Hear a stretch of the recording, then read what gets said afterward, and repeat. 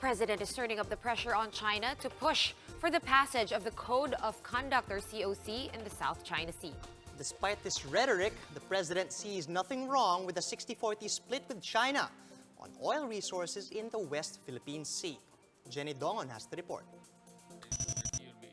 Ahead of his visit to China this month, President Duterte blasted the Middle Kingdom for delaying discussions on the Code of Conduct in the South China Sea. The president said on Wednesday that he will be raising the Hague ruling during his one-on-one meeting with China's President Xi Jinping. Now that he is halfway through his term, Duterte says it's time to put pressure on China to answer amid the string of developments in the disputed waters. That's why I'm going there. They're delaying it, and it's causing so many incidents, and one day it will, one mistake, a miscalculation there, and mahirap na bawian niya. It could be China.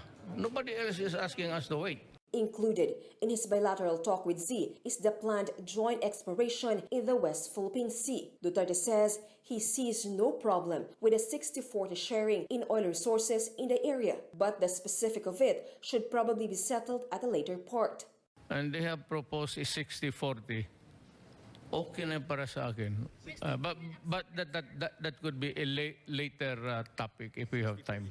Duterte insists, however, that the territory is owned by the Philippines. Before this, Duterte said Xi thinks that a plan for a joint exploration may just lead to tension.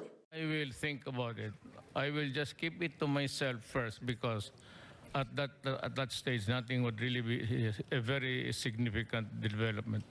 But once we have set the agenda, I talk first about jurisdiction, the COC, and the exploitation of the natural resources of my country. Since as far as I'm concerned, we own it.